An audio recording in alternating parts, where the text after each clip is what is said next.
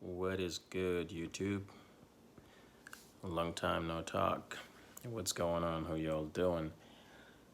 All right, man. So this video is a two-part. One is for you're gonna hear me BS about how the Apple Watch is not worth it and why.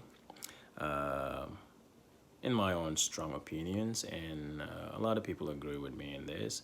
And then the other part is reviewing the same watch that you're looking at now after owning it for about 6 years. It's one of the very first smartwatches loaded with lots of features, but surprisingly, 6 years later, with the Apple Watch on the 6 series, it still gives it a good run for its money. And when I say a good run, I mean that, right? So I don't get me wrong, I love Apple products, um,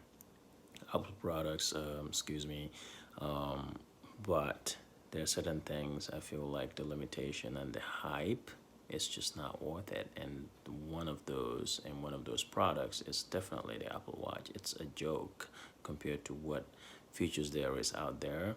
Personally, the reason why I'll tell you first of all why I went with the Garmin watch when I was looking at watches versus the Apple Watch is that I don't understand why you would have to charge your watch every single day. Okay? And then my options were automatically very limited. Obviously, the Samsung watch was not it. It was basically the Fitbit and the Garmin. So I went with Garmin. I trust their brand, their good quality, and boy, did I make the right decision because we're here. It's still rocking, still getting 2 weeks of charge out of this baby. Yes, I understand the screen is very basic, but this watch has its own built-in GPS and lots of preloaded apps um, that still give Apple a good run for its money. This watch, 6 years ago, right, has sleep mode in it. A good statistical sleep mode too, right?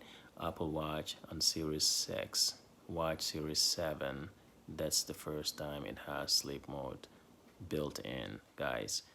And I spent less than $250 on this guy. Um, the Apple Watch, if you get a basic one for that, you're lucky. Um, again, I'm not trying to compare the two. I'm just pointing out why I feel like the hype is not worth it. And if you agree with me, guys, leave the comments down below. I'd like to hear your thoughts. If you think I'm wrong, I'd like to hear your thoughts as well. But I don't think that the Apple Watch is giving you enough to worth all the hype and the money that you're spending on it.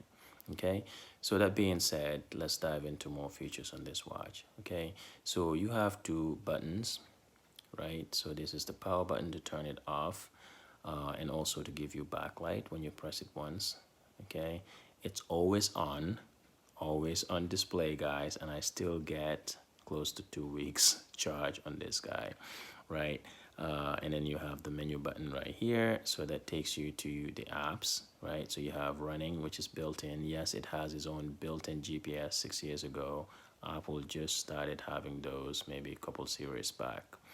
It has the bike, and I've used all of these apps except the golf extensively, and it works.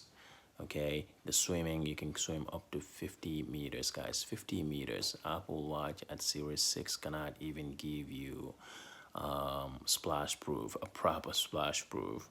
You know what I mean? This is 50 meters underwater. You got walking. There's then the third party apps like Find My Phone. There's even Find My Car, because if it's built in GPS, if you save where you parked, it will take you back to find your car, and it's pretty accurate, right? You got your history settings here. That's where you get into the Bluetooth pairing and all that cool stuff. So let's go ahead and dive in, see what's in there. You got your watch faces that you can set up with your Garmin Connect app. They're mostly pretty basic, but again, this was 6 years ago. Obviously, the update to this is the Vivo Active 4 and their new OLED Vivo Garmin Venue, excuse me, which is amazing. It's OLED. Obviously, it has an option for always on. Stay tuned, subscribe because I'll review that one as well. But you still get 6 to 7 days of charge on that, right? The Vivo Active, you can get up to 8 days of charge on that. How much do you get on Apple? If you get 1 day of charge, you're lucky, right? But anyway, so these are the watch faces. You can select actually here and change your watch faces if you want to. So if I dive in, right now I have the Cube watch. You can have the runner's theme, GMT4 day turner, so you can have basically about 5 display ones here depending on what your memory gives you. It is limited in memory, so that's one thing that I wish that Garmin had done different, but they have worked on that on the newer model. By the way, you should check if you're in the market for a smartwatch, and maybe that's one of the reasons you're watching this, or maybe you're just watching because you share the feeling. Check it out. Check the Garmin watches out. You will be surprised how many features it has over the Apple Watch. With all the hype that's on the Apple Watch, you'll be so surprised how many features it has on it, right? And premiumness too. It's very premium. $349, guys. You get a lot more, including accurate sleep mode. This blood sensor that reading, that blood oxygen sensor reading that Apple is bragging about. Garmin had that a year or more than a year ago, guys. So yeah, check that out. Don't limit yourself to the brand name, guys. There's many options out there. So the sensor, basically, you can basically turn on the GPS.